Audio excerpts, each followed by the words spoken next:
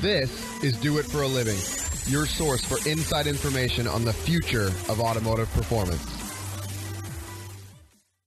There's people that make shit happen, people that wonder what just happened. If you don't truly understand how you're doing, how could you possibly adjust or make changes or even be satisfied with what you're doing? What's holding you back from starting or growing your business into what it can be? Well, if you're listening to this, it's not a lack of information. What you're about to hear is all you need to get motivated and start making waves.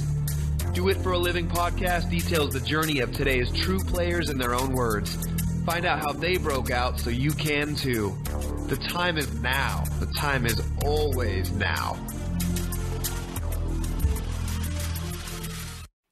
Welcome back to another episode of Do It For a Living. I'm Kevin Dubois. This week we've got Marty Staggs from Turbosmart USA. He's the VP General Manager, and he also has another company that he started up, and we've kind of briefly touched on it before the interview here, but he's going to share us what that is, and I'm kind of excited to hear. He says it's a very niche but much needed thing, so we'll kind of hear from that. But Marty, how are you doing today? I'm doing great, Kevin. How are you? I'm doing excellent. It's actually raining outside, but overall I've had a very productive day, so I'm happy. It's been cold and wet here. Maybe our drought's over. We'll see. Yeah, and you're out in California somewhere, I would assume, right? Yeah, Southern California, just east of LA. Okay. Yeah, we're in Dallas, so rain is unusual here usually, but much welcomed. Marty, why don't you go ahead and tell us your background? What kind of got you started? What kind of education background do you have? Go ahead and tell us about yourself. Okay, well, I'm a third generation drag racer. So if you want to, think about, people being born into something, I guess I probably fit that bill. My father was a big motorsports guy. My grandfather is heavily into drag racing, both as enthusiasts and as fans as well. Education-wise, I've lived my whole life here in Southern California, and I've traveled all over the world. I've traveled all over the United States with various businesses I've been in, and can live pretty much anywhere. And I don't know, when you take everything into account, I've stayed here for one reason or another. Don't know that that's a great answer, but it just kind of worked out that way. Growing up, my father had his own manufacturing business. And I guess, again, going back to the beginning, since I was 5 years old, I've kind of had my hands on tools and what have you. My father built his own dune buggies in the garage and what have you. And I learned at a very early age to weld. And just something about fabricating and making things with your hands always appealed to me. What did he manufacture? Actually, they were a tire recycling business. So he was in the tire and flooring industry, as was my grandfather before him. Okay. So it's kind of a family type of business. And the motorsports thing, my old man, he grew up here in Southern California as well, back in the 50s. And, he lived through those early hot rodding days. I always said that I was born too late because I think I was meant to live in those days as well when, everybody was street racing every weekend and this and that. And I guess I will admit that I'm a kid of the 80s, and we did quite a bit of that as well. That's kind of how I got into this. But anyways, so I really liked to make things, fabricate, what have you. And in high school, what have you, you start thinking about your future. Something about mechanical engineering drew my interest. All of my friends wanted to be aeronautical engineers, and I couldn't quite decide. So I said, I'd like to be a mechanical engineer. So that's kind of what I studied. And then I kind of got a bit into architecture as well. Did you finish school then with a mechanical engineering degree? I did not. After high school, I went to the local junior college. Okay. Continued to take the engineering courses and what have you. And I met my wife. Okay. And we had children at a very young age. We got started early. And so, my focus at that time especially was, I've got a young family I've got to take care of. And, I will take what I've learned already and see if I can apply it and, get a decent job in the workforce, which I did. So while I didn't graduate with my degree, I had a couple of years in, and I had some pretty good experience and knowledge, especially through my father's business, designing and building machinery for them. And I actually got into a fire protection company, designing and working on fire protection systems, and basically kind of started out in commercial construction, if you want to call it that. Okay. So, you know, life takes its turns. I've got, you know, working two and three jobs at times to take care of my young family and doing everything I can to, you know, be a good provider for them. As time went on, I was fairly successful in those various industries, and I ended up, interestingly enough, in the controls industry, environmental controls, refrigeration controls. Okay. Again, heavily tied to commercial construction. And this whole time, even since high school, I was doing a bit of drag racing with my own personal cars. I'm one of those guys that I go way back when the air-cooled VWs were terrorizing the Hondas. And, you know, they had Nopi and all of these, and, you know, the Sony Explode series and what have you out on the West Coast with NHRA. I was racing all those things. So there was always this battle between the air-cooled VWs and the water-cooled Hondas. Okay. A couple of buddies of mine who you've already interviewed were on that other side in the Honda world, and I was in the air-cooled VW world. Is that what your drag car was? Was like a air-cooled bug or something? I've had many different iterations, but yes, mostly they were all air-cooled. Okay. And the reason why is because I'd say back in '83, somehow I got my hands on a Ray J turbocharger and a Delta gate, and I fabricated a header and what have you and put them on my V-dub, and I was hooked on boost from that minute on. So that's how long I've been turbocharging vehicles. And anyways, my cars went pretty good, and people seemed to really like my fabrication work, so people would always ask me to build them things. So as life went on, still doing a bit of racing, what have you, raising my family, still doing some racing. And I kind of had a little side business as well that I did in the evenings and weekends, either building racing engines for people or turbo headers, etc., turbo systems. And that went on for a very, very long time. And interestingly enough, I had used pretty much everybody's products over the years. And back then, it was kind of slim pickings. It was mostly diesel stuff being bolted on, you know, gas vehicles and what have you. And Turbonetics was starting to make, you know, pretty good products and what have you. And you always had Garrett. Most of those other companies didn't exist. And somehow, some way, I ended up with a Turbosmart Wastegate. And it just worked really well. It worked better than anything else that I had used, and I'd used a lot of products. And again, I'm buying and selling these products, and I'm building, you know, custom racing engines for people and what have you. And that was still on the side from your controls correct. Day job, right? Because that you know, took care of the family. Okay. So I had a very good career in that industry and was, you know, doing well. I ended up, my last job in that industry was with Johnson Controls. Yeah, so JCI, okay. I was flying around the country in Canada, doing project management and doing inspections on, you know, airport systems and what have you. And like I said, it was, you know, a great job, and we were doing well. Family was taken care of. And, you know, as time went on and the better we did, I started doing a bit more racing, and my little side business continued to go pretty well, and, you know, everything was great. As an enthusiast, obviously, every year I'd go to SEMA, and I would just go to SEMA as an enthusiast mostly. Okay. And I would say, I think it was around 2005 or 2006 at SEMA, Turbosmart had a booth, and they had a little small booth there, and I just stumbled on it, and the owner, Nick Cooper, you know, who still owns Turbosmart to this day, was there, and I just introduced myself. I said, hey, I run your products. I love your products. It's very cool to meet you and see what else you do, what have you. And that was it. Somehow, some way, you know, call it fate, whatever, we just became friends. So Nick Cooper and myself became friends. And after meeting the other people within their company, especially that week at the booth, I just... you know, I got this appreciation for Australian people. They were just great, nice, like genuinely nice, people that like to have a good time and no agendas, no BS, just, here it is. And like to, like I said, they're just genuine people, I thought. And Nick Cooper and I became friends. So did this occur from a not just a 30-minute visit to the booth? You were probably hung out there and talked with them for a while, huh?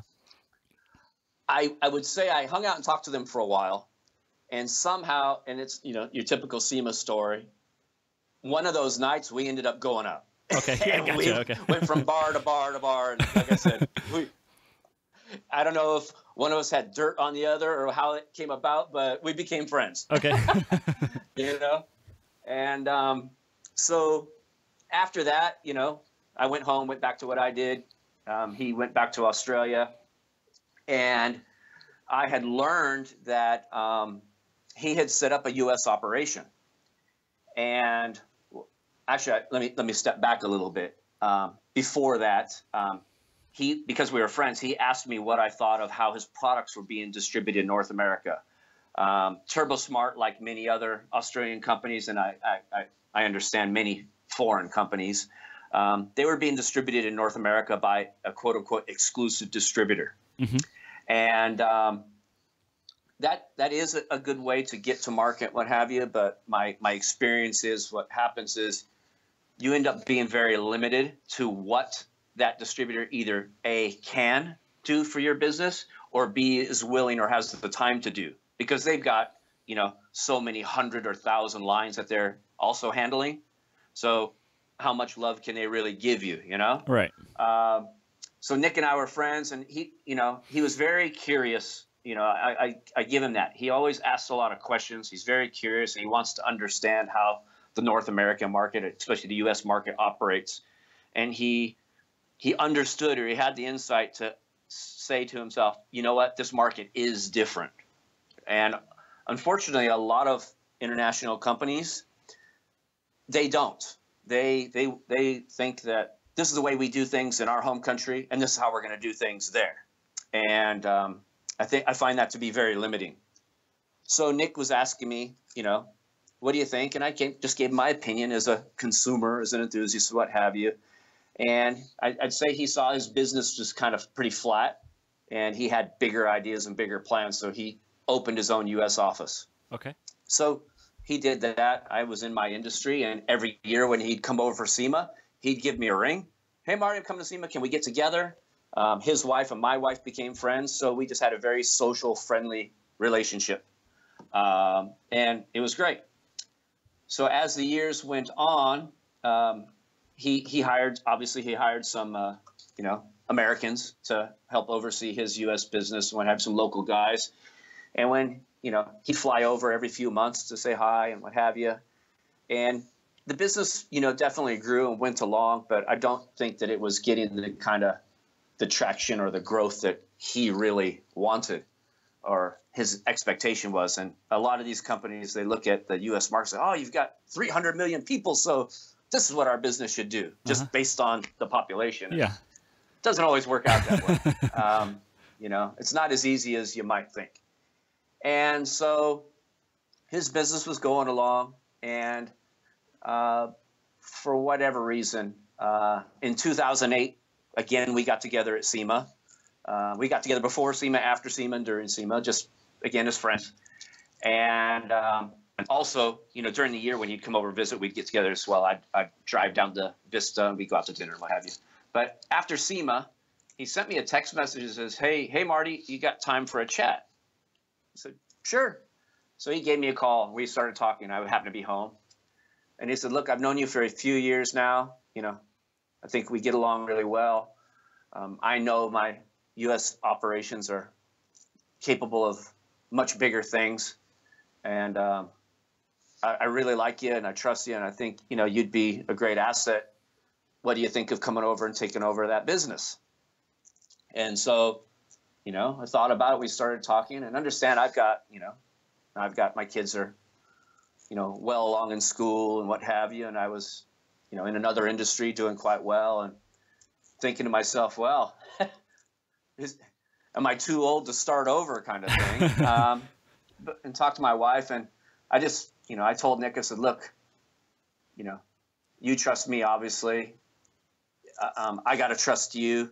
If we're going to make this work, you got to work with me and let's do it. And we came to an agreement. And on April 1st, 2009 was my first day at Turbosmart USA. And at that time, the business was located in Vista, California, which is down by San Diego.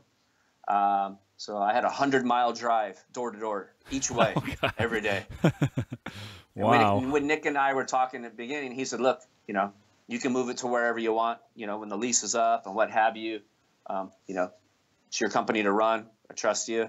And this was kind of part of my investment in it as well. I said, I'm willing to do this because I think we can do something here. And so that was the beginning. And I left my career in the controls industry and commercial construction and basically got into automotive aftermarket, which I was in more of a hobby business. Yeah. And took that on as like, this is going to be everything for me. So did he hire you on as VP? Yes. Okay. Yeah, so I started with my position. Okay. Vice President, General Manager. Okay. He basically, and again, I consider us more of partners. We worked together. I didn't do all this on my own. Okay. I had his full support. Turbosmart USA was already established as a company in the U.S., right? It's probably a sister company or a child company of Turbosmart Australia. Is that how that works? It would be like a child company. So Turbosmart, and while I hear from a lot of people, they think that our company's really young or what have you. Actually, it's not. This year's our 20th year anniversary. Turbosmart started in Australia 20 years ago, and they spread and conquered the rest of the world before they came after America per se, right? So the U.S. business when I came on board was 2 or 3 years old, actually. Because this year is also the 10-year anniversary of Turbosmart USA. Okay. So Turbosmart USA is wholly owned by Turbosmart Australia. Okay. Gotcha. So Turbosmart Australia is our headquarters. And it is also where our engineering, our manufacturing, everything is in that building. Okay. I would say Turbosmart is somewhat unique these days, and we actually manufacture our own products. We don't have it made somewhere else and rebox it or assemble it or take apart and engrave our name on or whatever.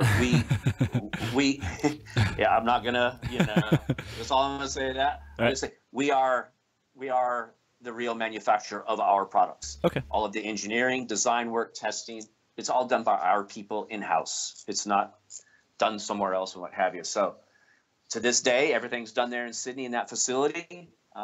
There's quite a few videos online. You can see our facility, what we do, but we have a very large staff of machine operators, assemblers, engineers, what have you, that make these great products day in and day out. Okay. The U.S. office does obviously support for the North American, South American market, sales, marketing. We do a lot of R&D and product development as well, simply because they can't get all of the vehicles down in Australia. Right. So how else are they going to develop a blow-off valve for the new EcoBoost, pick one, Mustang or what have you? Okay. So we handle that.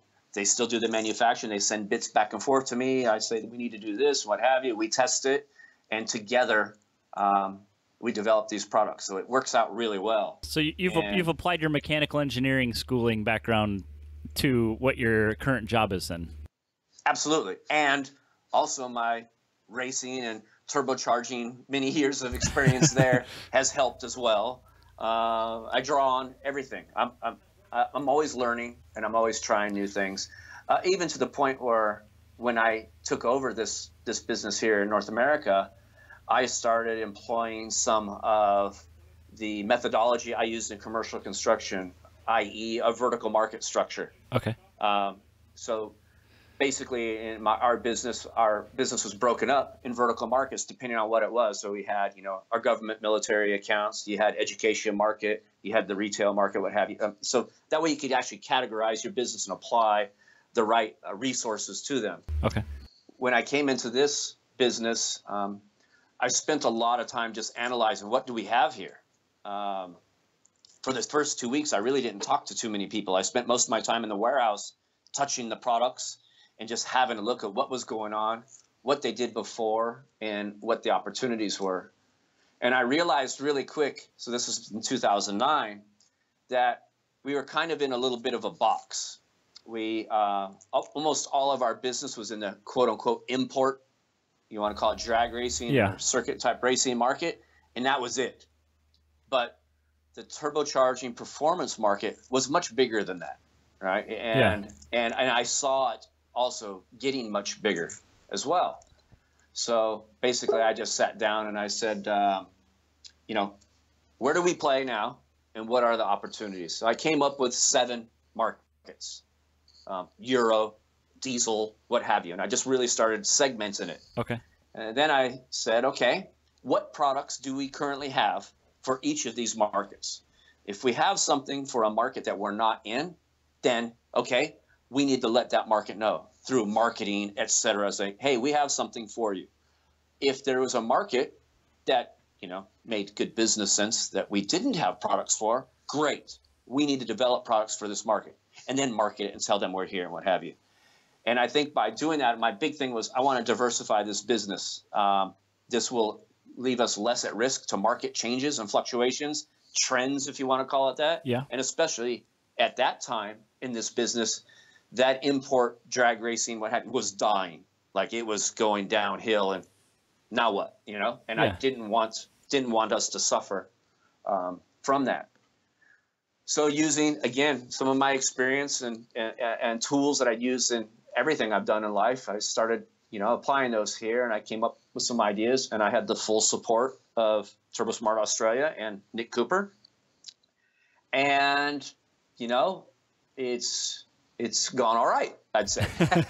you know, my goal way back then was from the very beginning, I said, I don't care how we do it, but I want at least 50% of our business to come from the domestic market. Okay. And back then, the only domestic turbocharging was diesel. But I knew in my gut that the big three, the domestic market here, would be seriously embracing turbocharging very soon, simply from the fact that it was the only way that they were going to meet the EPA regulations and the mileage. And that all, you know, it was coming. I mean, you could see it coming, and also Americans' thirst for horsepower as well. Right. Yeah, that's the easy way to do it, right? Exactly. So it was coming, and I wanted to make sure that we were there and be known there, right? We may not have been known specifically to be first to market for that import drag racing market, but I would say we've done an okay job of being known to being some of the first guys in the domestic turbocharging market, I'd say. Okay. And back then, so when you looked at the domestic market, well, what is there and how do we get there? There was quite a few companies building turbo kits for Mustangs, Camaros, and what have you as their own business. So I decided, you know what, that's a great way to get known there and help establish ourselves. And also, you know, they would tell us what they wanted, right? So were you visiting these manufacturers individually and just saying, hey, I want to make a product with you guys? Is that kind of how you did that? Yeah, well, I reached out to them. I said, hey, I love what you're doing, what have you. By the way, have you heard of Turbosmart? We have X, Y, and Z that I think, you know, might be applicable to what you're doing. And if there's something you need that you can't get as a manufacturer, we have the capability to make something if it makes business sense. And that actually went pretty well. And so we got a lot of these kit builders, I'd say most of them, using our products. Okay. And that, from a business standpoint, that helped, you know, obviously sell product, what have you. It also helped with our product development and the direction we were going to go. But a key thing that I was also after was marketing. It would help our brand awareness and exposure in that domestic market. Okay. Bottom line, how we end up, now we're just a few years later, I can promise you that far more than 50% of our business is in the domestic market. Oh, and by the way, we also diversify to get across all 7 of those markets. And it has, I'd say it's worked out pretty well for us. I'm very pleased with, you know, I'm very big on planning. Our whole company is. And, you know, you develop the plan. It's worked out well. The plan. and you execute the plan. I'm never satisfied, but I'm pretty happy. So we're getting there. Awesome. We're getting there.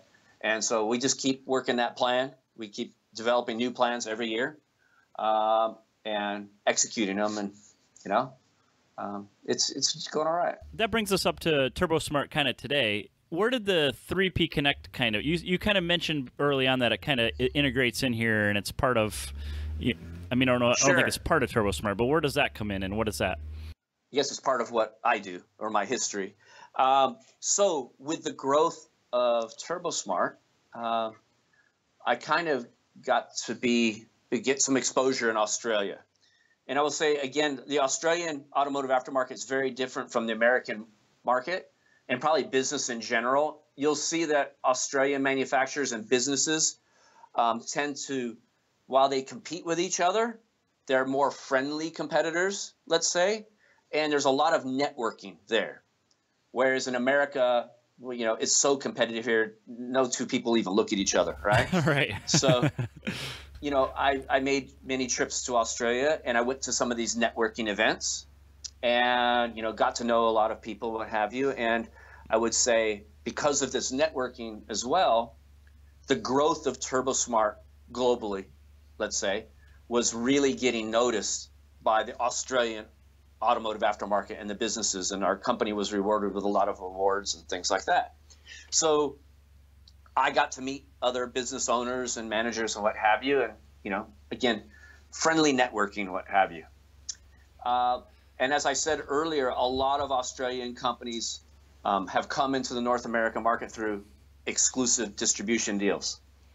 And I'd say they probably most all end up in the same position, wanting more but can't quite figure out how to get more. So let's see, 5, maybe 6 years ago, a company approached me, Whiteline. I don't know if you know who Whiteline Suspension is. The ownership of that company approached Nick and myself and said, hey, we love what you've done with Turbosmart in North America. Here's our situation, very similar to yours. Would you be willing to help us?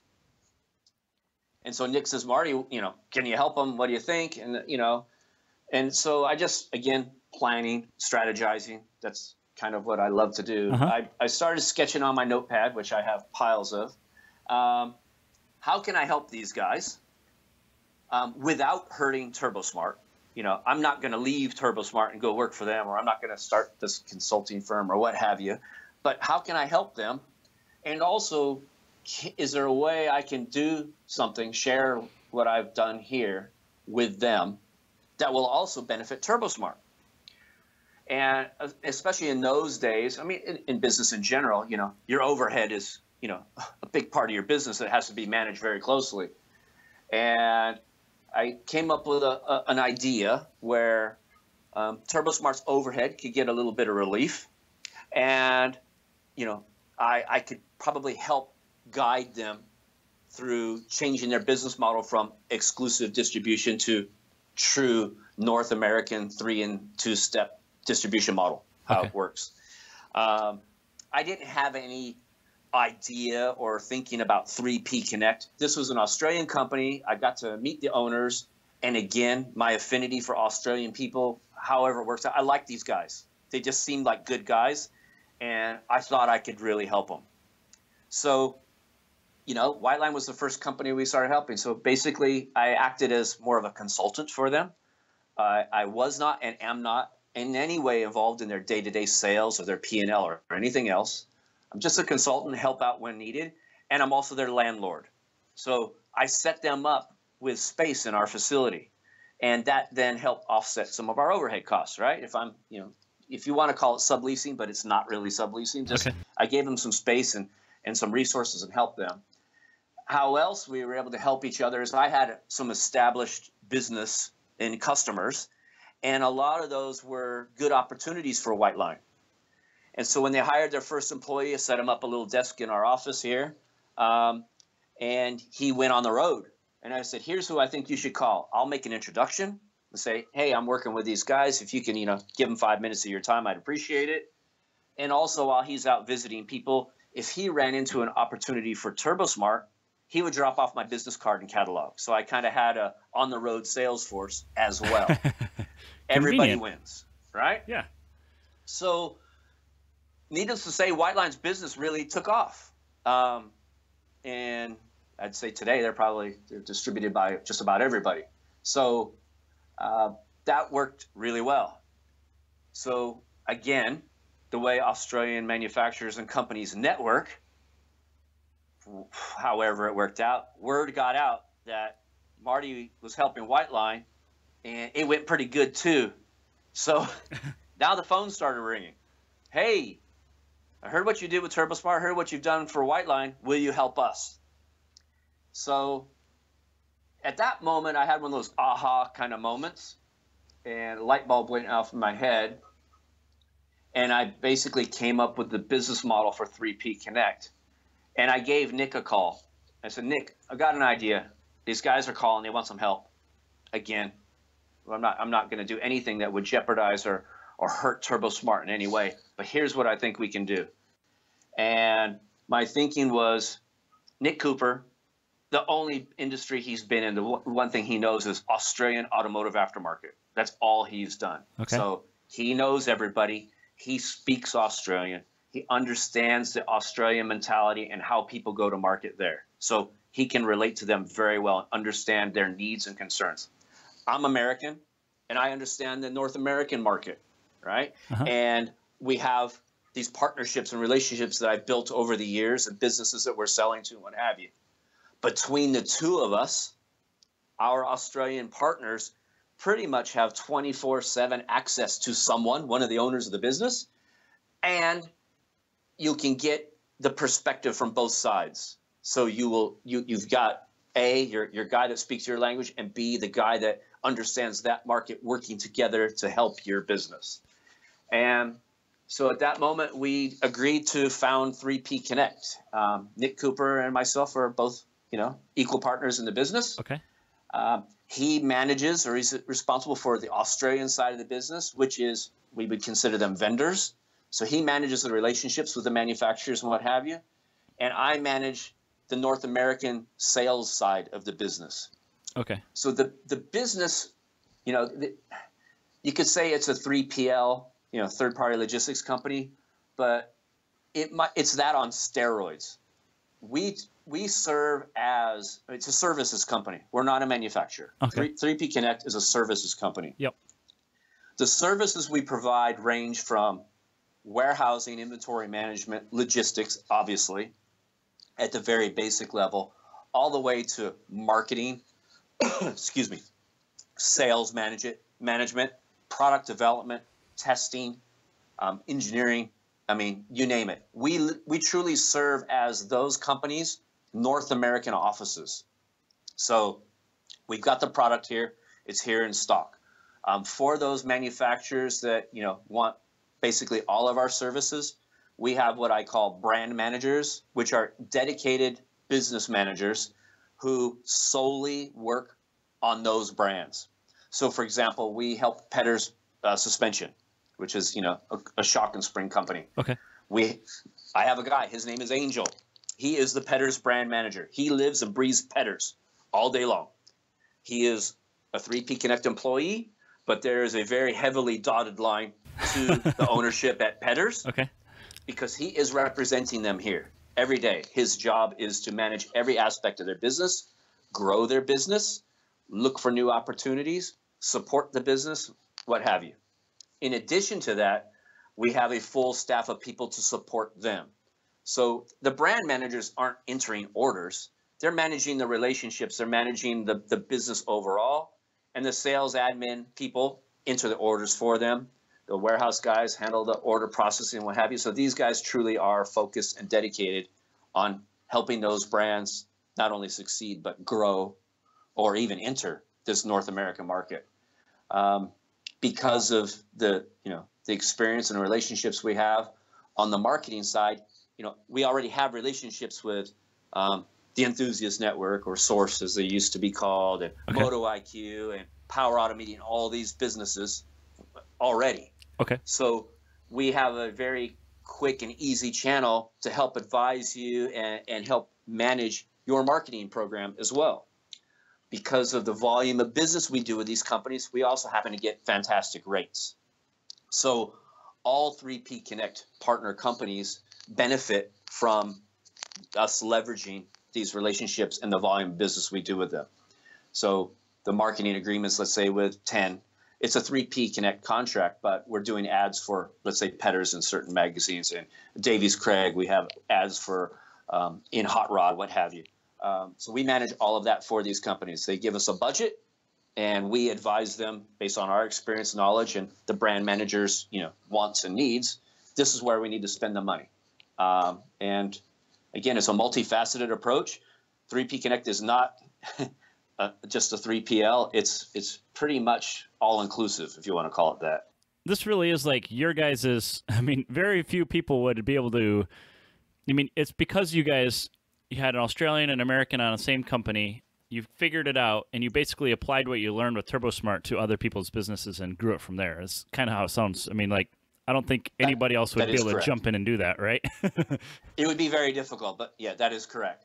And we're always working on it. Again, we treat it as true partnerships. Have you gone the other way? I mean, like American companies going to Australia? So the business is set up to do that. So we have founded and incorporated 3P Connect Australia and 3P Connect Limited in the UK. However, we are not actively trading in those directions at this time, simply because the Australia to US business is it's growing at such a rapid rate. It is literally consuming all of our time and energy. Okay. Just managing and helping with that. Gotcha. Which is fine. And I'm very risk versus reward focused. And I don't do anything that I haven't truly thought completely out. And I wouldn't start doing something that we weren't if we didn't have everything set up and we were able to take it on and be successful with it. So right now, at this very moment, America to Australia trade, I don't know that we have all of the people in place to really do that, the way I expect it right at this moment, other than the shipping and systems set up. But as far as dedicated staff members on the Australian side, we're flat out right now as it is. So it's not a bad problem to have, though. I'm not complaining. I'm not complaining. And a key thing I need to make absolutely clear is 3P Connect is not a distributor. We are a supplier to distributors. Okay. So one of the reasons why the exclusive distributor programs can't reach the full potential that a manufacturer might expect is simply because distributors aren't going to buy from other distributors. They're competitors. They just don't. So it's very important to understand that we are the importer, we are the support structure and the facilitator for these companies, and the supplier to North American distributors. Okay. So 3P Connect doesn't take these products and then mark them up X percent, what have you. We don't do that. We literally, how we're paid is through service fees, right? And that's it. Gotcha. It's funny because, our business is really, truly built to help these companies. It's not about we need to make X amount of money or what have you, and Nick needs a new boat and Marty wants a new truck or what have you. It's truly about helping and growing these businesses and the confidence and belief that over time it will be worth it. And it is. It's already proven to be that way. So Very cool. That's how it works out. We do not solicit companies. We don't go to companies and say, hey, this is what we do and we think we can help you. We're in the unique situation where companies come to us and say, we've heard about you and we would like your help. Okay. So that is a unique situation to be in. And in addition, any company that we deal with, and this mostly comes just from my, my age and experience and my, my lack of, I'm not, this is my life. I don't need exercise and I don't need to punish myself at this stage of my life. I will only deal with quality companies that actually make their products themselves. Okay. That truly are receptive to the wants and needs of the North American market and U.S. consumer and are willing to do what it takes. So the companies that we help they make their products. Okay. The companies that we help, they make really good products. And we have no overlapping product ranges. Okay, so and they're not nothing that competing could with each other. Exactly. Okay. Nothing would even look like it could compete with each other. In addition, the way they line up and the way we like to, how we come about to actually saying, yeah, we want to do business with these guys is, does it line up nicely with the other products, right?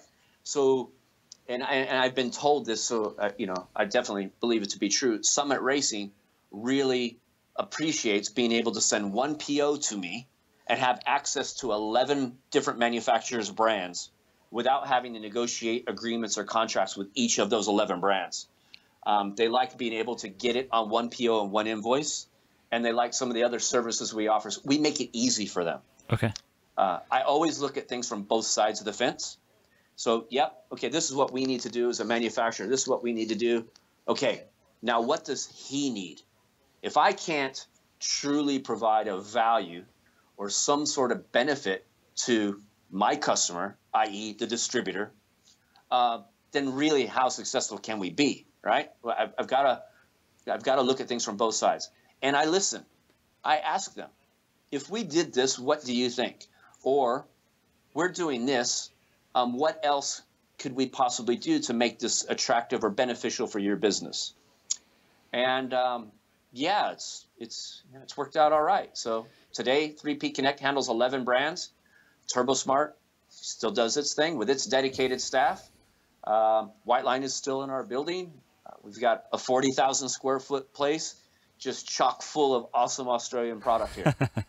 Cool. So do you think of yourself as an entrepreneur? Is starting a business something you really seeked out to do, or is it just kind of happenstance, just happened? Yes, both. So 3P Connect came about simply because some people needed some help, and I thought I could help them. And I guess I'm very fortunate. The happenstance part is Nick Cooper, my partner, is still a very close friend of mine, and he kind of understood my vision and what I was thinking. And he's like, yeah, I think we got something here. In every industry and everything I've done in my life, I've never been satisfied with just being a process worker. So since my first job, I was in management fairly quickly. Okay. I'm very driven. Again, I'm kind of never satisfied. I'm happy, love my life, everything's great, but there's always more. And so I'm a very driven, hardworking individual. And so, yeah, I've owned a few businesses, what have you. I've run and managed quite a few businesses, and it's all gone very well. And yeah, it's just what I do. Okay. So how about the downside of things? Have you ever kind of doubted yourself and wondered if something wasn't going to work, and how do you overcome that and move forward? I would say I've never really.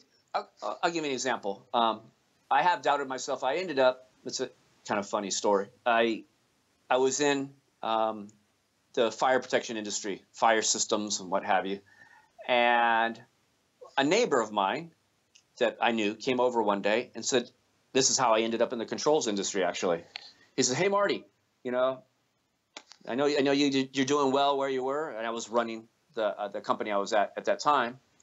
He says, "I know you've got a great thing going there and what have you. My company, is really growing, and we're having a really hard time finding good people. I know you're a hard worker and what have you. Would you be interested in at least, talking to the owner of the company and seeing if there's an opportunity there?" And, at that time, I was doing well and what have you, and I talked to my wife, and she says, "Really, what do you got to lose?" I said, "Yeah, good point." So I went in for an interview. So the owner of the company asked me and said, "Okay, tell me what you know about construction, or what have you done in construction?" And I said, "Oh, to be honest, I think I remodeled a bathroom once, but not much." He said, "Okay, tell me your experience and what you know about electrical." I said, "Well, I've wired quite a few race cars, but that's pretty much the extent of it." "Okay, what do you know about HVAC and commercial refrigeration?" "Unfortunately, not much." He said, "Well, goddamn, tell me what you do know." I said, "Well, here's what I do know. I always seem to be quite successful at everything I do, and it's simply because I'm the hardest working son of a bitch you will ever meet in your life." I said, There's no two people you have in this organization that will outwork me. You'll be very hard pressed to find someone that's more dedicated to me or more dedicated than me in doing a good job and actually, taking care of your business. He said, okay, great. And so I left, so I get home. My wife says, how'd the interview go? I said, oh, it was awful. She said, what do you mean? I said, I don't have any of the skills these guys are looking for. I just don't have a clue. And she says, well, like I said, had nothing to lose. So go about our lives, went, back to my normal job, and everything was fine.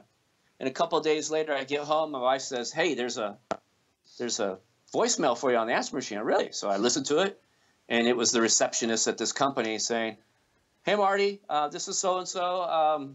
When you get a chance, if you can come by, we've got a job offer for you. I'm like, what in the hell?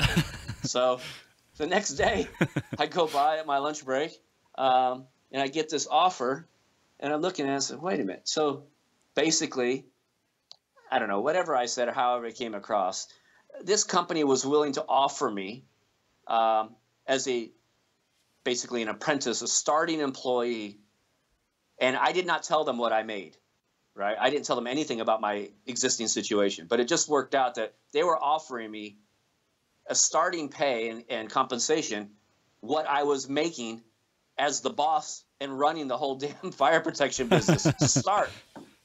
So my wife says, well, what do you got to lose? And I said, you know what? I agree. Let's give it a shot. So I went to work for this company, and they put me with a senior technician. We were out in the field and doing this and that. And, I'm helping them. I'm doing my thing, doing my job. Once a week or so, the boss would call me in, the owner of the company. How you doing? Oh, I'm doing great. He said, you learning anything? And I told him, yeah, not really. He's like, what do you mean? I said, the guy's not teaching me anything. I haul gear and do what I'm told, but, he clearly doesn't have any interest in teaching me. And he's like, shit, all right. And then, the next week he put me with someone else.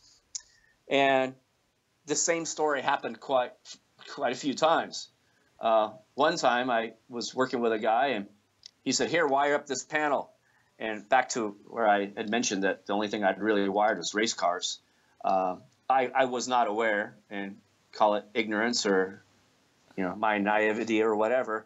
I'm wiring up this panel, and I hooked a black wire to the chassis ground of a panel. And I hooked a green wire on a lug, and when they threw the switch, the panel blew off the wall. And he ran over, what in the hell did you do? And I said, I did exactly what you told me to do. Mind you, the guy didn't teach me anything. I just did what I thought I knew. And he's like, the black isn't the ground, you dumbass. I said, sure it is. My race car, it absolutely is. So that guy didn't want to work with me anymore. And so the story happened a few times, and the boss is like, well, shit, maybe it's just that you can't work with anybody. And I said, well, I promise you that's not the case, but, I respect your position. He said, well, I'll tell you what, starting next week, I'm going to give you your own apprentice, and you're going to go out there and figure it out. It's okay. So now I'm out with a new guy, and it's me and him. We're out on these jobs, and I don't know, call it, I studied a lot. I wanted to do well at this job. It was great pay. And I just figured it out. I just worked my ass off, and I figured it out. And within 6 months, I was the lead project manager at that business. Within a year, I was the general manager of the whole company. And then within 2 years, I was the vice president. I was just running everything. And it was simply due to commitment and hard work. And yeah, it's always been that way for me. I learned at a very early age, you get back what you give. If you work hard and commit yourself, more often than not, it'll work out. So do you have a worst experience you've had in any of the businesses you worked at? So, yes, that's what it kind of leads me up to. So I'm in the controls industry, and I'm doing well. I got actually recruited by a few other very large companies, and it went, like I said, went really well. And I had met and developed a relationship with another company in the same industry. And the owners of that company basically offered me a job.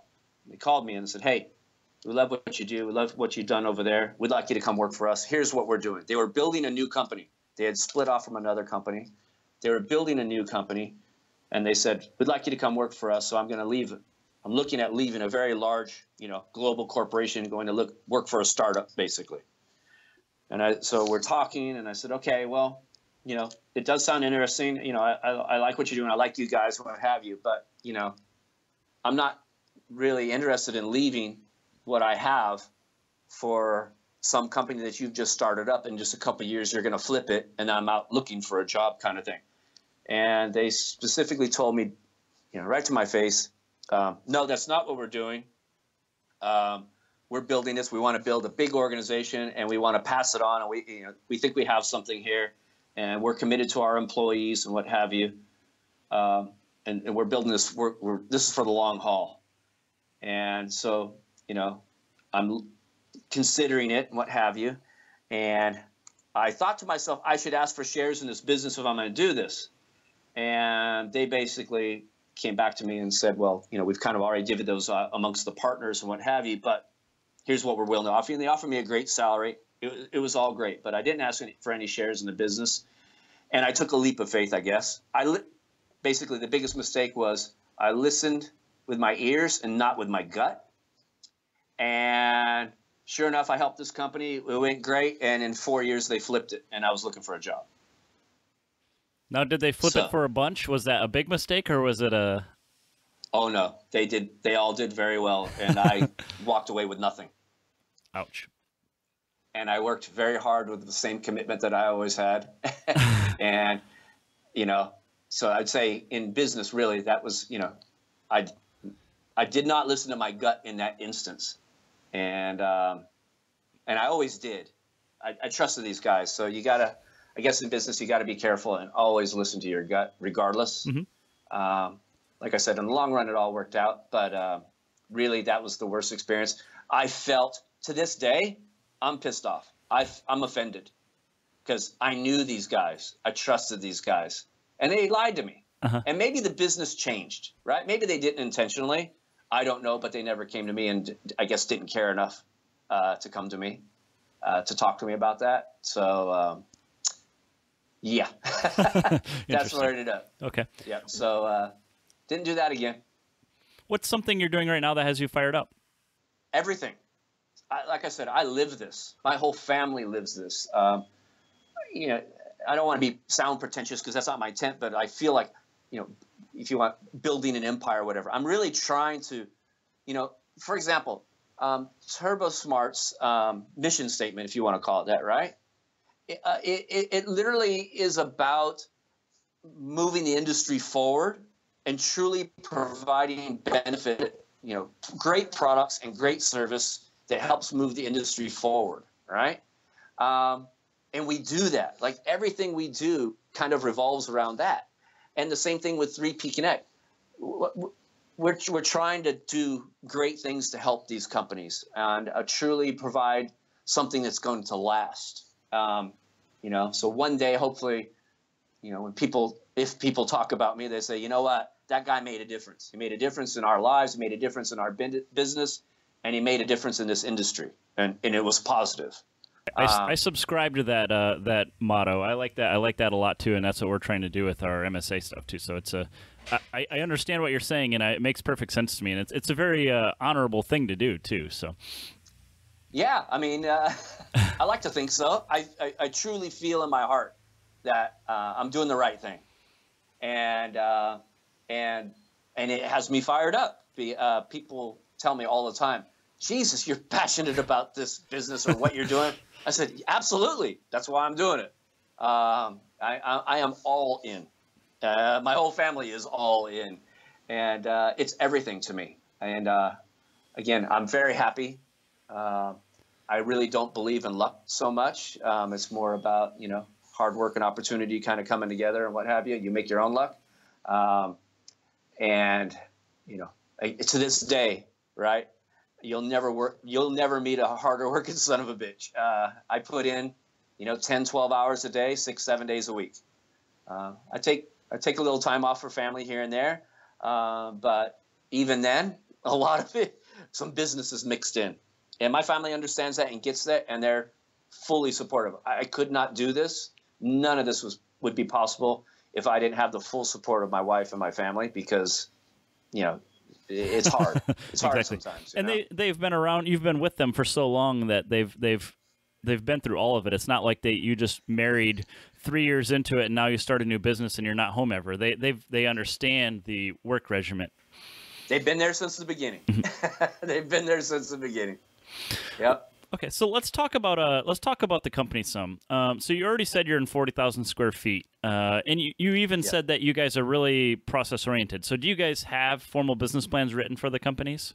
Absolutely, and we write new ones every year. Okay, so you guys do have like corporate or whatever, like management meetings on what kind of targets you need to meet, and then how did you do last year to meet those targets, and how on course are you with your actual business plan? We have these meetings constantly, and one of the things, if you came to our facility, I said, we run our business based on statistics. So not only do we know month to date, year to date, even down to day to date, but in real time, how we are doing versus our targets. Okay. So our dashboard on our PC here, I literally have, I call it my data logger, and all of our staff have this. We have real-time information. Here's the target. Here's the results. Here's where we're at. You know, a lot of companies, you know, I have this little thing. There's 3 types of people, right? There's people that make shit happen. Well, there's really 2. People that make shit happen, people that wonder what just happened, kind of thing. And if you don't truly understand how you're doing and where you stand, how could you possibly adjust or make changes or even be satisfied with what you're doing?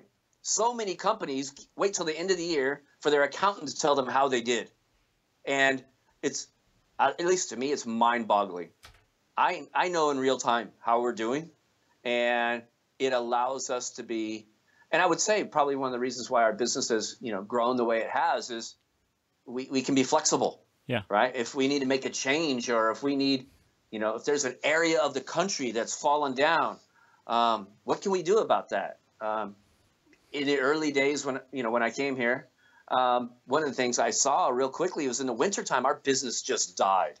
First of all, you've got SEMA and PRI, which, well, you're not going to do a whole lot of business because the whole industry is at these shows. Right. But second of all, you know, in the wintertime, you know, there's not a lot of people out racing or doing things, what have you. You know, they might have their winter projects where they're building a new car or rebuilding, but literally our business cut in half. It was very seasonal.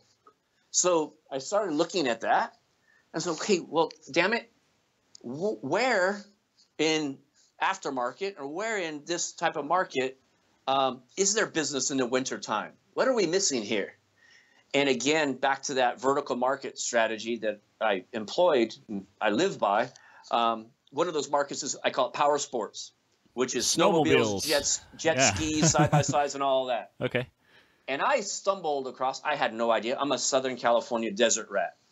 I had no idea people put turbochargers on snowmobiles. But guess what? They did. And so I went talking to them.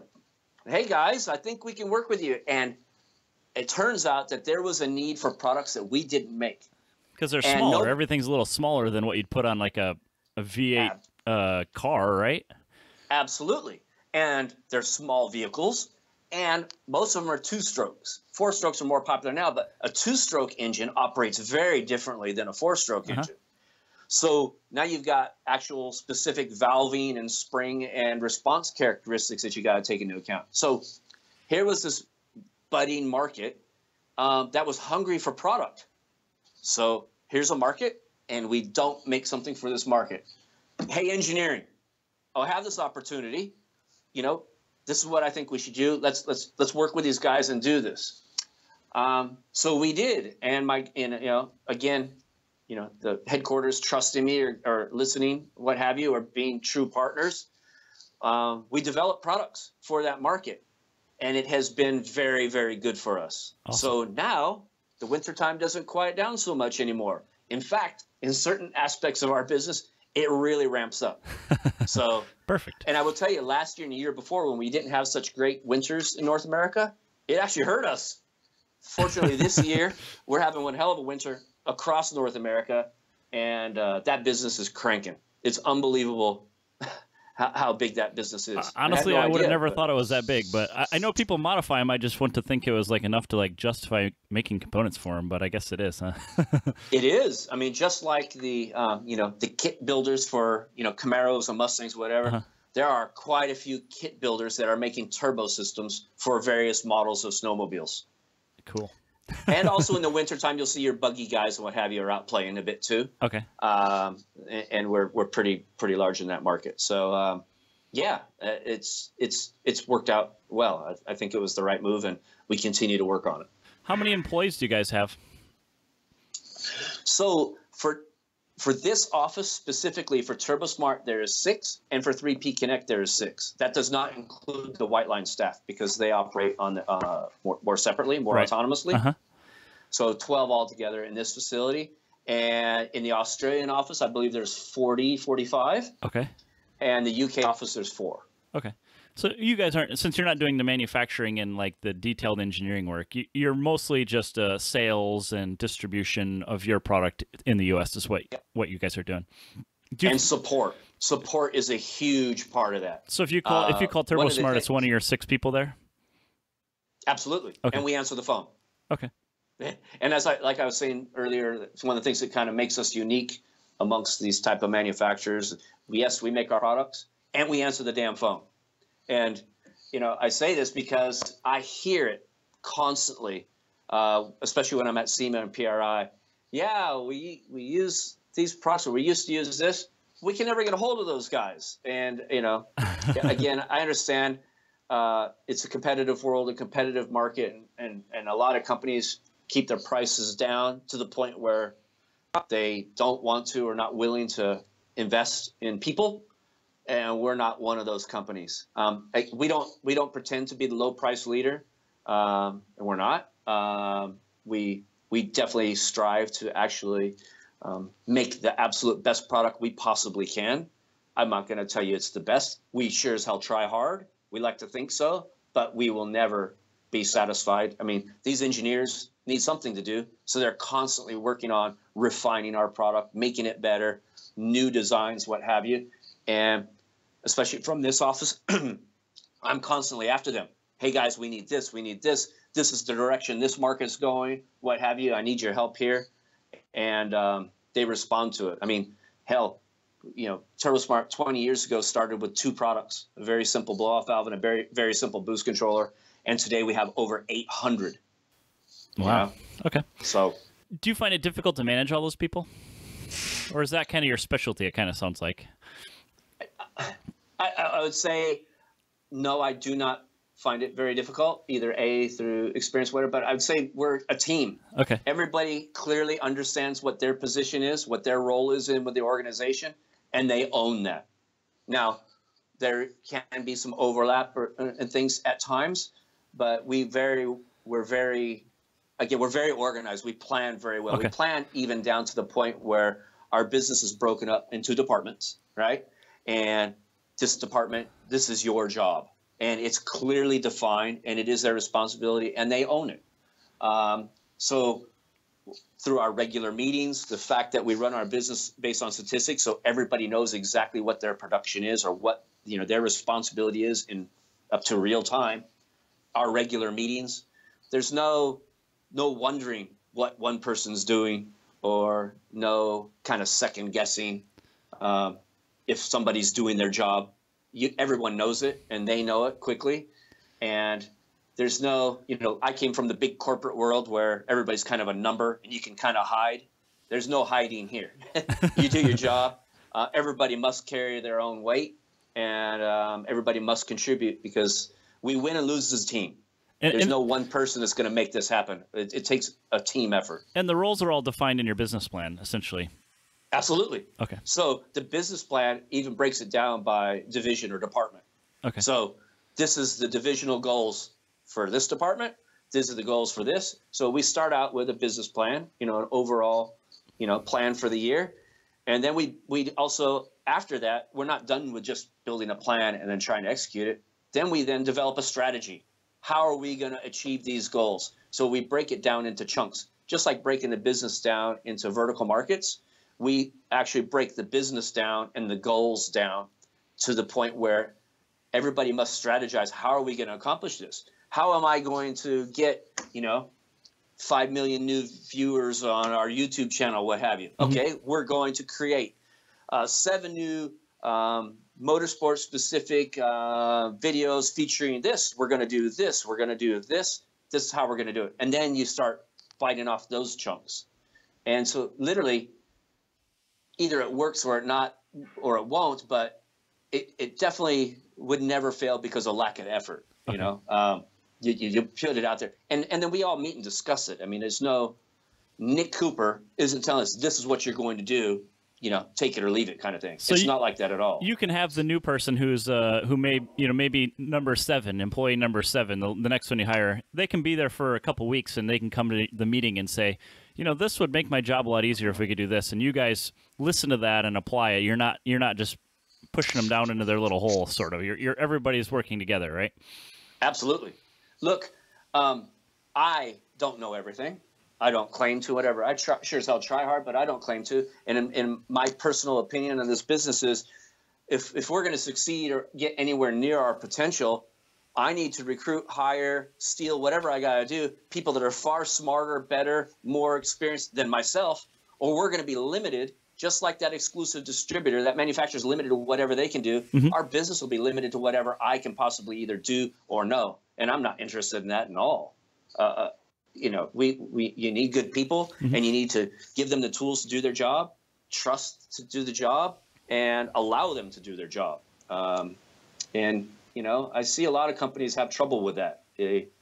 And we're not like that at all. It's a team. Okay. It's truly a team. So your role at Turbosmart, do you find it mostly managing the business, or do you like to get involved in the product development and the sales? Do you just kind of dabble in everything? Is that what you're looking for?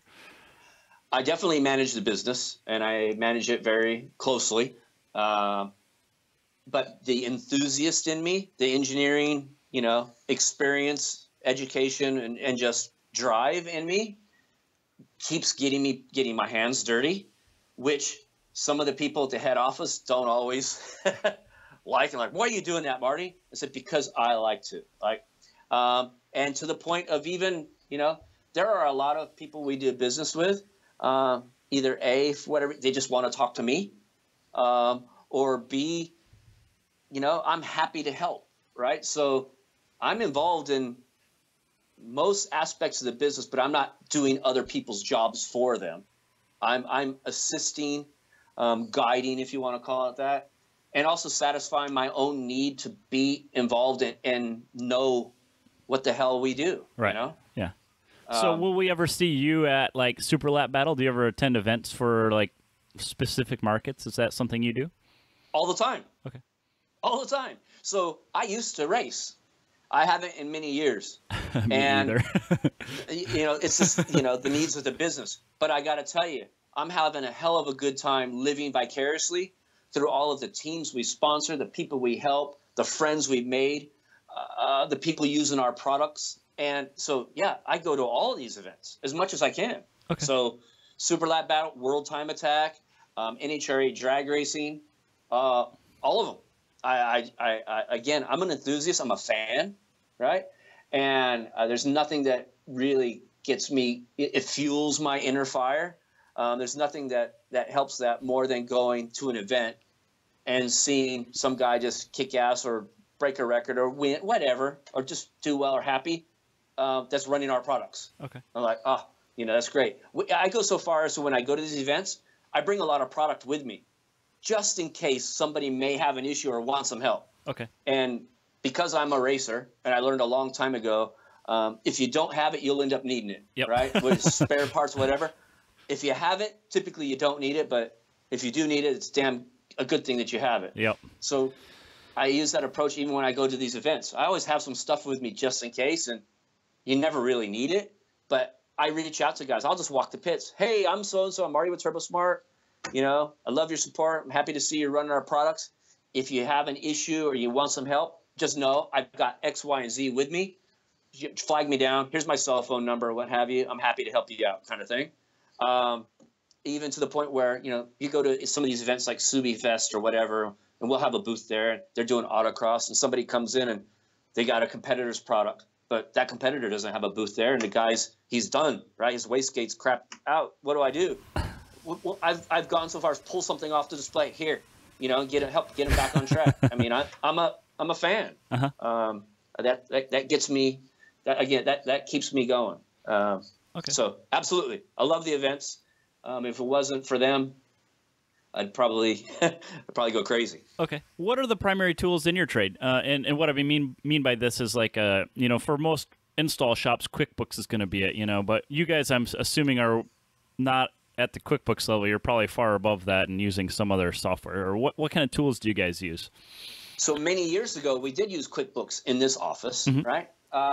And the Australian office used their own tools, what have you. And what happened was, we used MailChimp for news things, and we used uh-huh. Microsoft Outlook for our mail. And so we had all of these disconnected programs, and all with their own unique requirements, renewals, updates, licensing, what have you.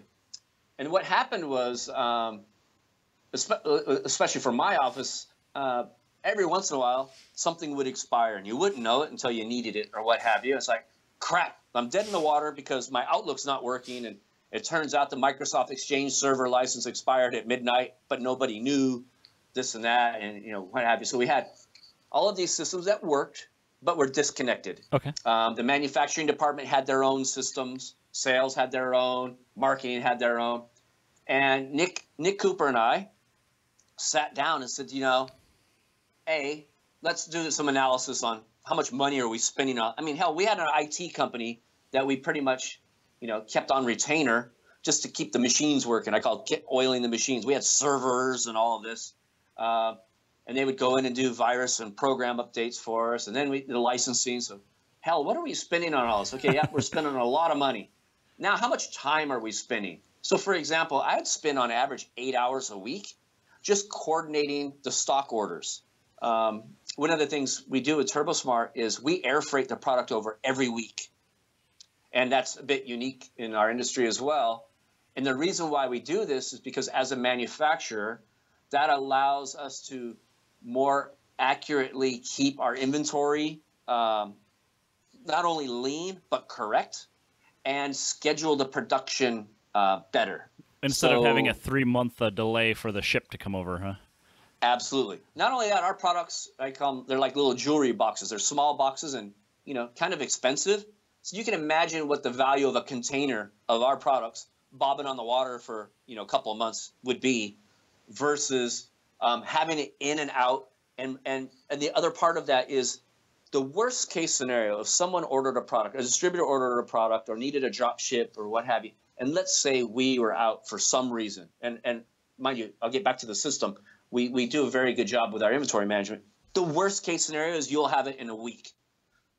My understanding is from our customers, that's pretty unique as well. And so it's important to me that we provide a level of service, especially in this day and age when people click buy now, they expect some fairy to drop it in a box and they're going to have it tomorrow. That's just the way the world is. And either you adapt your business to accommodate that or you let someone else do it. And I'm not willing to do that. So Nick and I were looking at all this time we're spending doing these transactions, keeping the damn machine running, what have you. There's got to be a better way. And so we started looking for a cloud-based global type solution.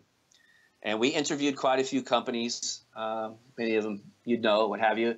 But we ended up settling on a business, a package, if you want to call it that, called NetSuite. Oh, yeah. Uh-huh. And one of the reasons that really was important to us is we could do our sales, our ERP, inventory, finance, and also our manufacturing, scheduling, and management all in this one system. Mm-hmm. This system was cloud-based, so we can access it from anywhere, and everyone would be working in the same system for the first time. And it could support up to 100 locations or businesses. And we're one of those companies that are always wanting to expand, either in business or footprint. personnel, what have you. Okay. So we knew we were going to open other offices and what have you, and we needed a system that could support that. And one of the things, especially to me, that was very interesting, I discovered was GoPro used NetSuite. And GoPro, the owners, the founders of GoPro, obviously used it somewhere else. And when they started the business, they only had 2 guys, and they still had NetSuite. And then now, today, with as big as they've gotten, they're still using that system, which tells me this thing is very scalable and can support pretty much any direction your business wants to go. And so that's what we went with. It was one of the most expensive options. Another thing we didn't want is we didn't want a custom written solution, if you want to call it that. Yeah. That locked us into some sort of contract or what have you with some company that may or may not be there or be bought up or some sort of software worse yet, you requirements get tied to a changed. developer, right? So you got to have that developer doing all the work for you, huh? Exactly. Now, don't get me wrong. We still had to get some developers and some help involved in the beginning to get it set up because it was a big transition for us.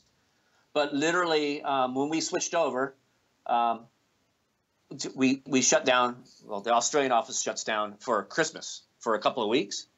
So Nick and I made it our mission that we were going to switch over during that Christmas shutdown. So we were going to shut down whenever the last day was. This was the last day on these systems. And Monday morning, 2 weeks later, we were going to open up using NetSuite. And mind you, it just wasn't me and Nick. It was, we had all of our administrative staff support people involved. But Nick and I did all of the, because we're very similar in our work ethic and our lunacy, I guess, with, I'll sleep later kind of thing.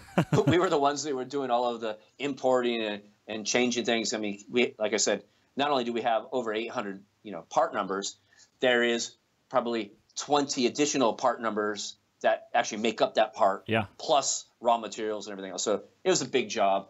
And we broke it up. So we had certain staff handling certain parts. The big thing for me was getting the customer databases moved over, what have you.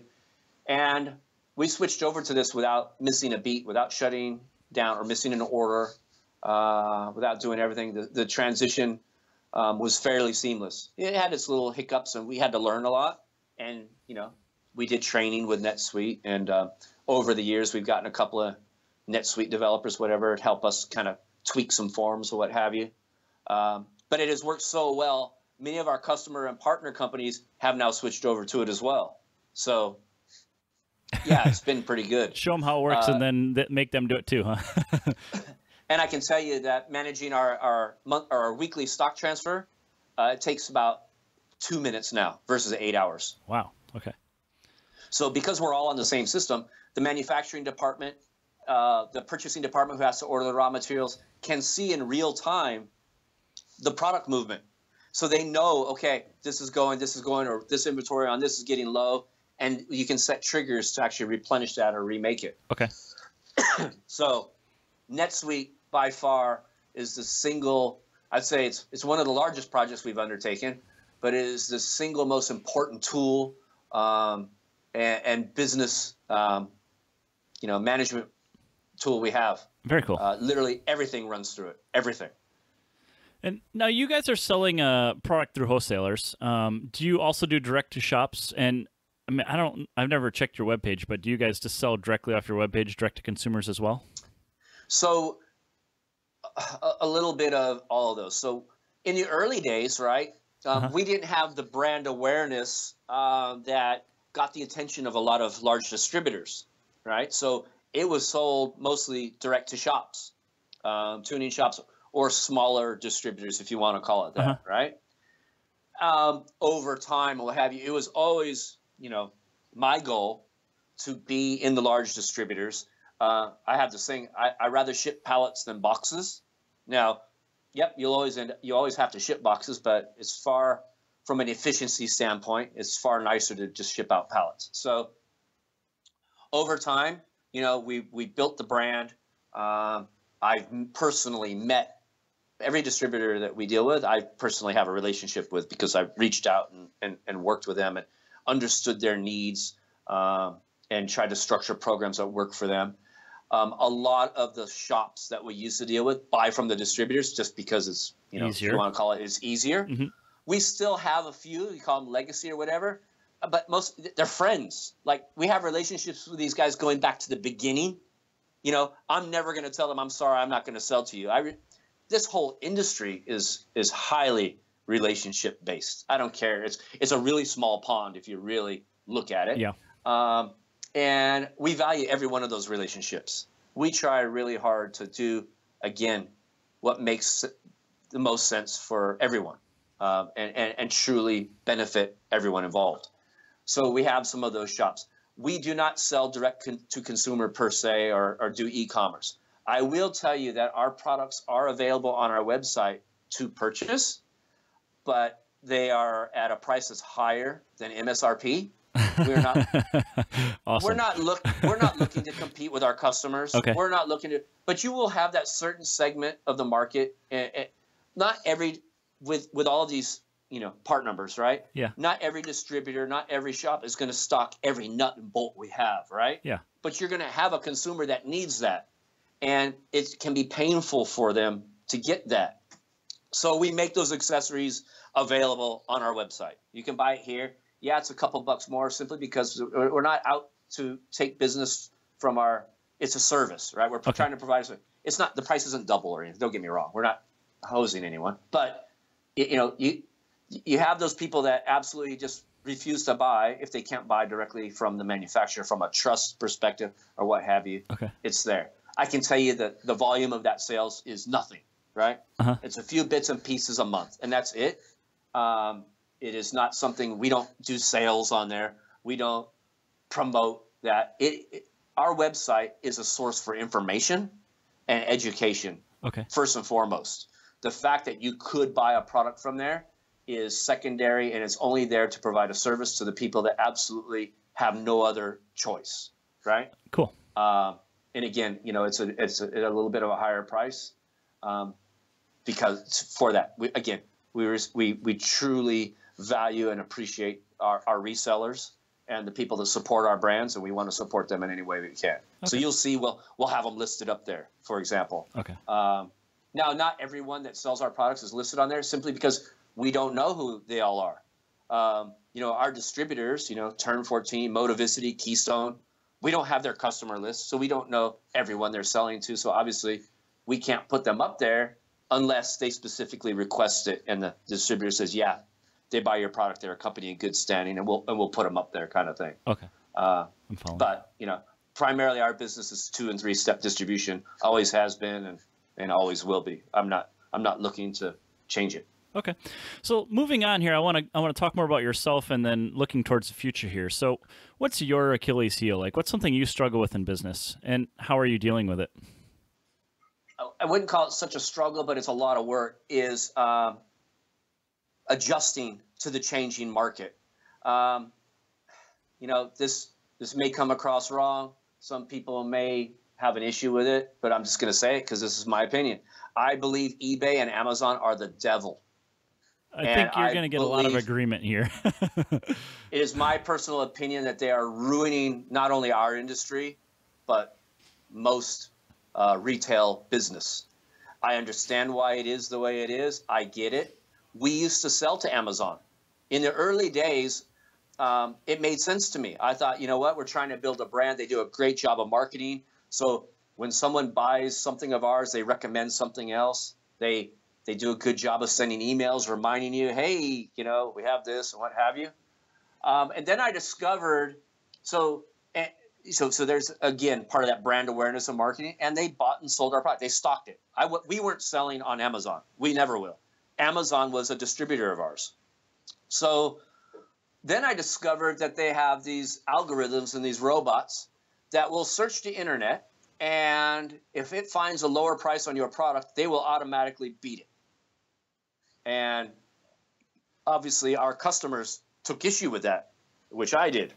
And so I would contact Amazon when I could ever get someone on the phone or answer an email, because literally the whole company is run by robots. And they would tell me I'm sorry, that's automated, we can't fix it. And I said, well, guess what? I'm not shipping to you until you do. And magically, after a couple of months of back ordering them, they would find the reset button and get it back in line. Well, after a few times, I finally had enough, and I fired Amazon. I don't know how many other companies have done that, but I told them, I'm not doing business with you anymore. I don't believe in how you operate. Your ethics are questionable to me, and you know what? Sometimes, my ethics are more important than the money.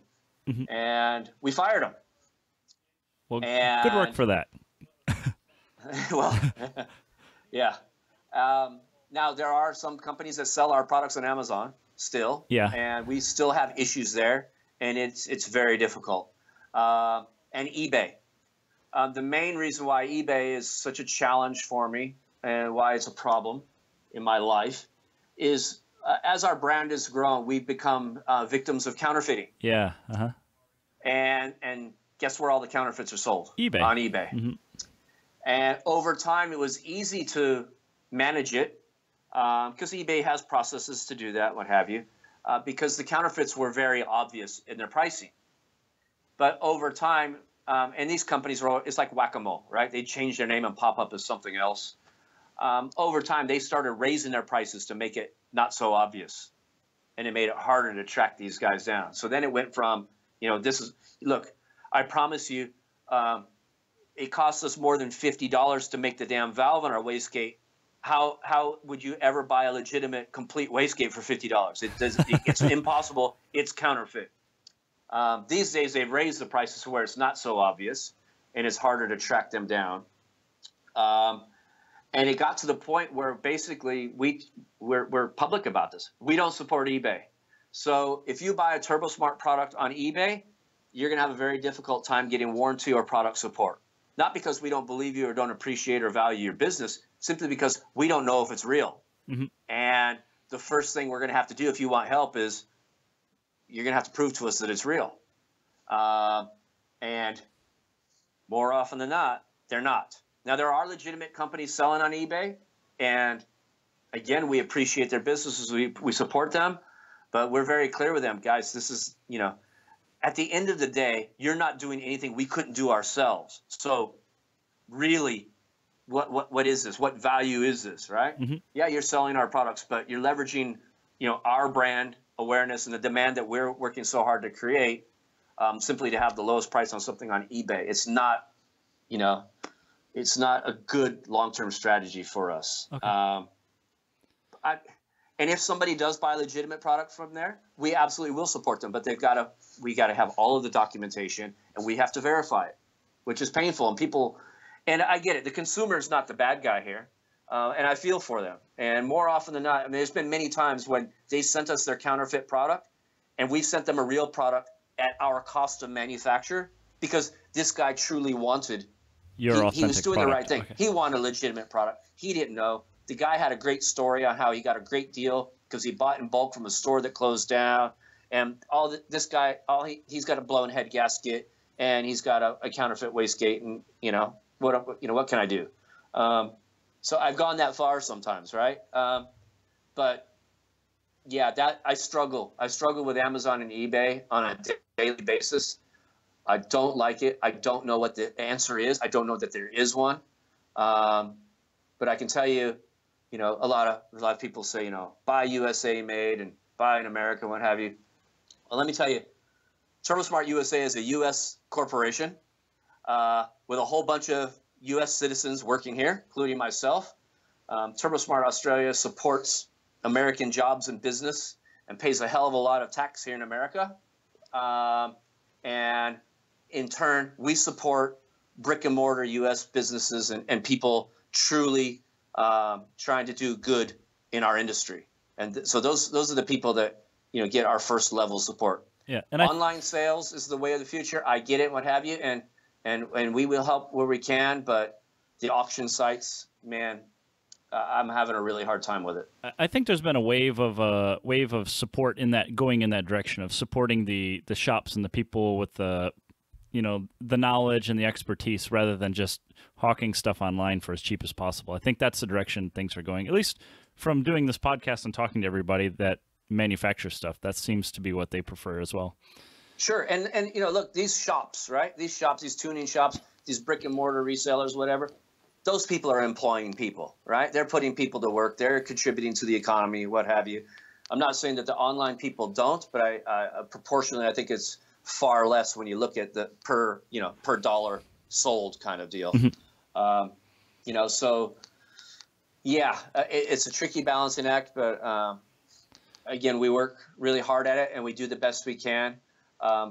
Once in a while you'll get a complaint from someone and, I don't have a relationship with them, but they're a legitimate reseller and he's trying to do the right thing and he's selling, at the right price, and he's complaining about this other guy and I can't compete with them, what have you. And my position to them is that, look, I'll do everything I can, which we do. I have 2 people that work on this constantly. Plus I have almost a full-time person just working on the counterfeit globally and on and on. I said, look, if you're in business only to be the cheapest guy and have the best price, that's a really short-term business strategy. I suggest you focus on building your business, building your credibility, building the other services that make people want to buy from you because they trust you and they respect, your business. And the people that do that, it seems to work out pretty good for them. The people that sell on, lowest price, they come and go constantly. It's a very short-term play, and typically doesn't pan out in the long run. Do you have a 1-year plan for the business? I mean, what are you looking to do this year? Well, some of it I can't quite share because we're not a public company, but okay. Obviously, continued growth, continued expansion, continued, diversification in the business. And our biggest thing these days is about, I kind of have a bit of a rule. We exhibit at SEMA every year, not only because it's good for our business or whatever, but also in support of that organization and our industry, right?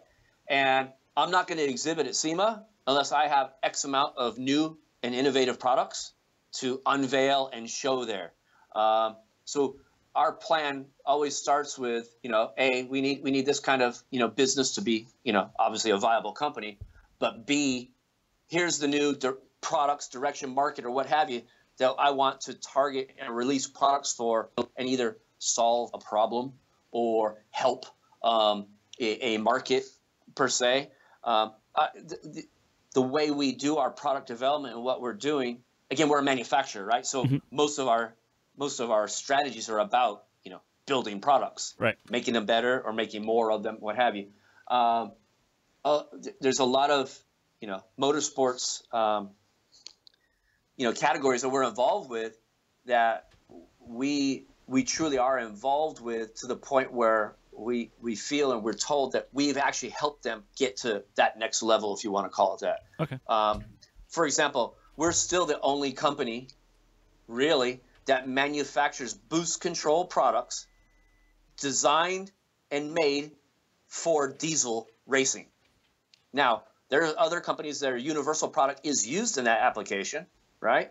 But from a boost management control side, nobody did. And by doing that, there are guys now whose performance has gone up significantly because, and look, it's not just us, right? Their tuning ability, the fueling's gotten better, and turbocharger technology is increasing at a rapid rate too. Like, we're all in this together. So you can make all the air in the world, but you also have to manage it.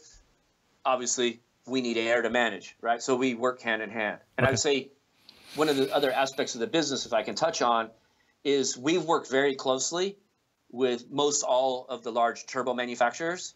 And I'll just say it, Garrett, Borg-Warner, what have you, right? Yeah. We work with them. We don't specifically do, X business with them. Like, we don't sell them products. We don't buy and resell their products, what have you. But we work together because our businesses are so dependent on each other, right, to where they have new products and they let us know about it. And we work on a matching, or if you want to call it a product that would be designed and engineered to work with their new generation. Right. For example. Like your Turbosmart Wastegate actuator for an EFR Borg-Warner turbo, right? Like, absolutely. It's specific to that turbo. Without getting into, certain contractual, NDAs we have executed with these companies, I can tell you that because of our relationship with them, we were able to develop products, be first to market, and develop product that truly provided a benefit for that. You know, and again, there's so many opportunities, and the customers will tell you what they want if you're willing to listen. It's your choice whether you're going to give them what they want, and you know, we're very receptive to that. So yeah, actuators for the disco potato and this and that. We're, you know, even bypass valves built for these turbos, especially model-specific OE type applications. Mm-hmm. Now, we don't sell to GM or Ford or whatever, but we make a hell of a lot of product for their vehicles. Yeah, and that's what you're building. So, okay, yep. We like to take action on Do It for a Living. Can you suggest an action item our listeners can take away to improve their situation? Be receptive and listen to your customer. I keep running into this in business. Businesses and people that have their business, it's one thing to be innovative, right, and help move the bar, and which is definitely what our business is about. But it's another thing to tell people what they want. They will tell you what they want. They will tell you what they need if you are willing to listen. Mm-hmm. So, you know, the action item is listen and be receptive to your customers' wants and needs. And I would apply this to any business. And if you do that, again, more often than not, you'll be pretty successful simply because they're telling you, they're giving you your business plan. Now all you have to do is action it. Right. Okay. Yeah. So moving on to the quick answer questions, and these are just think of the first thing that comes to your mind. Tell us a game-changing product you've seen in the last year. We developed a oil pressure regulator. For the turbos. Yes, the concept is similar to a fuel pressure regulator. Yeah. And we did this because we continuously saw some sort of need, and we were experiencing it on our own development vehicles. Understand, as a manufacturer, and we truly do everything in-house, we have a fleet of vehicles, and we're constantly acquiring our own vehicles to do development and testing of products. We don't rely on a third party or our friends, what have you. Now, don't get me wrong, our sponsored racers and their feedback and working with them is a key component in our development, but we have our own vehicles as well. And we saw a need for this, and the need got greater as time went on. So our engineering team, to develop it, we made it, what have you, we've been testing it, and we decided to show it at SEMA.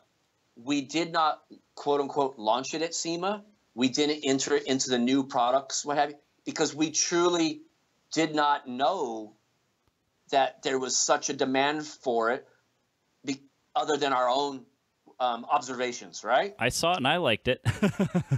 I got to tell you, it was and all of our products were well received. I mean, we're very proud of that, you know, loyalty or what have you. The consumer, people really appreciate the fact that we bring new products to market every year and we unveil them there at SEMA. So the first thing people come and say, whether it's the media or our customers, you know, Mike, one of our guys at Turn 14, our account manager 14, he always says, "Show me the new hotness," right? Like everybody wants to know what's new, right? They understand we make a lot of products and wastegates and what have you. We truly, I can't show or display adequately 800 products, but I can show you what's new. So we bring the new stuff out, and people appreciate that. And so all the products were really well received. But we were absolutely floored by the reception and the demand for our OPR. Yeah. Like I would say, you know, without getting into specifics, many thousand were, I'm not even going to say pre-sold. The demand was there before the show was over. And, you know, it came from, we went to the turbo manufacturer and said, you know, you designed this bearing cartridge for X. I don't imagine you designed it to ideally operate from, you know, 20 to 150 PSI of 40 weight oil. What was your design parameters? And they kind of told us, and we said, okay. And we developed this product to meet that design requirement. And it turns out a whole lot of people have been having issues that this is going to help. Yep. And I'm one of them. I am one of them. I will say that. Okay, great. So it's very different. It's that thinking outside the box and really trying, you know, to solve a problem.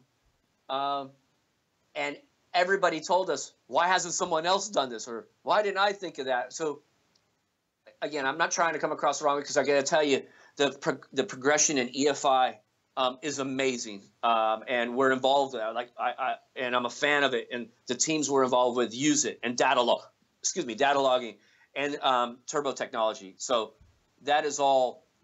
It's always game changing. It's like every month, right? But the most recent thing for me was this little device, which is pretty inexpensive, and it seems like. Again, I think it's going to be a game changer, truly. And it's such a simple thing. Who knew, right? But every once in a while, you stumble on one. I definitely agree. So next question, do you have a favorite app that you use daily? Skype, right? Because I do international business. Okay. And one of the questions I believe you were asking me about was the hours. Understand that my day pretty much starts over at 2 p.m. Pacific time. Okay. Because that's when Australia wakes up. Okay. So Skype, Facebook, and Instagram. Okay. And not so much that I'm not the marketing manager. I'm involved or what have you, but I like to see what's going on and pay attention, what have you. And so many of our customers, that's how they're marketing their products, and our competitors too. So I kind of watch it and observe, and see some great stuff there. I sure as hell don't rely on them for news, because it's all baloney. But that's a from great an topic. app standpoint, that would be it: Skype, Instagram, and Facebook for sure. Getting back to your racing background here, what's your favorite shop tool? Oh, my TIG welder. Okay. It might be kind of a bit out there and what have you, but I've been welding since I was, like I said, playing around with back then a gas torch, 5, right? And it was more out of, especially when I was younger, I had a young family, and I'm just doing the best I can to provide for my family. I couldn't afford to have things made for me. I couldn't afford to have custom stuff, and so because I knew how to weld, I kept at it, and obviously there was some supplemental income there. Mm-hmm. And I mean, I've been welding for 40 years plus, and I've got I've got a Miller Dynasty here at the shop. As I was saying way back when on 3P Connect, how we do product development, it even goes so far as we have 2 lifts here, and we actually fit and or do some light fabrication of prototype product for some of our partners, so that they can test or look at to develop. I'm kind of proud to say that an exhaust company that we help, their new Mustang GT headers, we developed them. That was done here. I've got a fabricator friend that did the heavy lifting on that, and we test fit them and went back and forth and came up with their final design and said, this is what you guys need to make. And they weren't going to get the Mustang in Australia for at least another year, so that allowed them to be first to market in their market, and also provide them a good channel here. The other side of that is, when we're developing product or what have you, one of my personal cars is an EcoBoost Mustang. I knew that there was a lot of potential there, so I just built my own turbo system because, I can. My father asked me that all the time. Why did you do that? Because I can. Because I can. So I'll never be without a TIG welder. What are you driving right now? So my daily, if you want to call that whatever, is a 2016 Dodge Ram 2500 3/4 ton Cummins 4x4, and that EcoBoost Mustang. So between those two, that's what I drive every day. And I have a Shelby GT 500, which is like a weekend fun car as well. Okay. And then what do you think the future of automotive performance is going to be? Wow. So it's been cool. I've been in it for a while, but I will say that the progression in motorsports, because that's kind of my passion, right? Right. It's exponential. It is unbelievable, the advances in performance we're seeing across the board globally, from rally to time attack to drifting. Who knew that if you didn't have at least 1,000 horsepower under the hood of your drift car, you don't stand a chance. Now, at the end of the day, they're making a lot of smoke and they're going sideways, and it's a style, it's an entertainment event.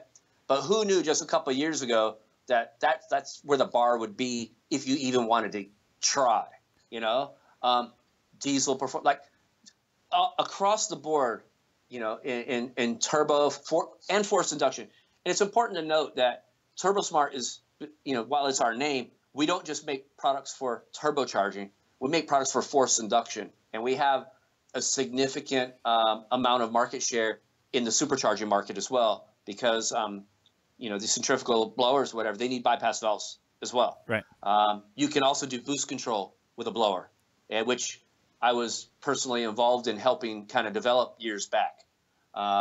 So I just wanted to make that distinction. We're a forced induction company, and we also make fuel management products with our fuel pressure regulators. Gotcha. So it's hard for me to say, where is it going, because the progression has been so dramatic just in the last few years. I would say the adaptation or the more involvement with direct injection. Okay. And then combining that with port injection, which is really the answer, is allowing even more.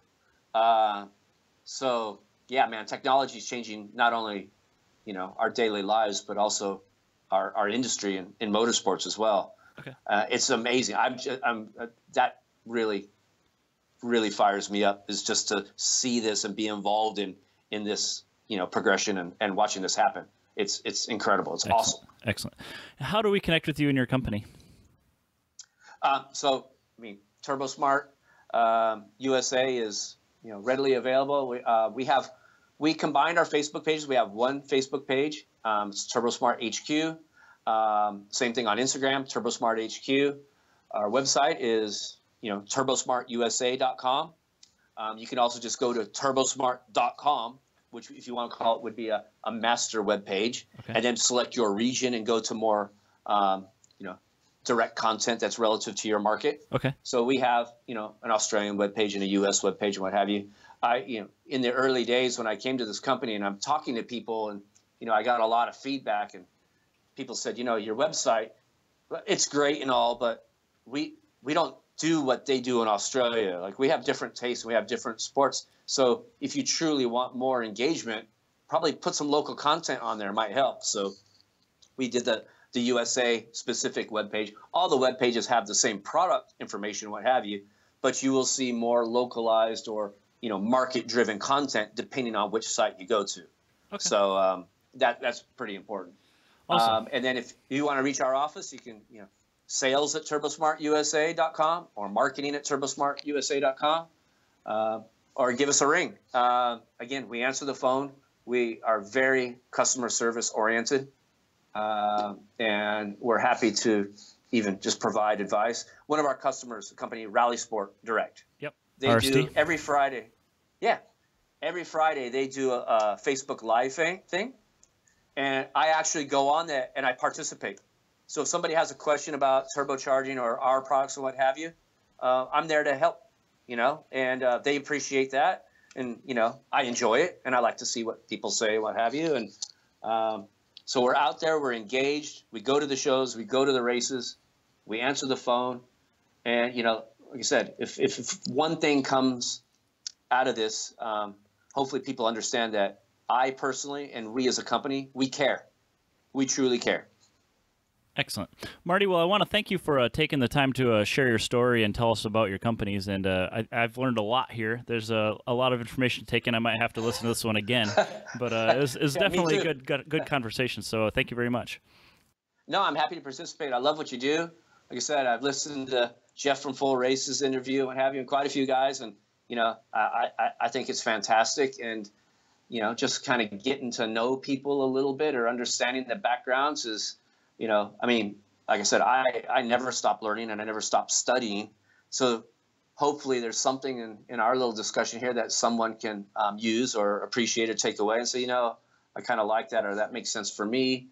I know I learned a lot from Jeff's, especially his book recommendations. It's been an absolute pleasure. Thanks for listening to Do It for a Living. You can find out more about this guest, this show, and even details about what we just talked about at our website, doitforaliving.net. Check out the Facebook page at facebook.com/doitforaliving and tell us who you want to hear from. And most importantly, subscribe to the podcast. Click subscribe. Do it now. Seriously. I'll wait while you grab your phone. Open up the podcast app, tap the subscribe button,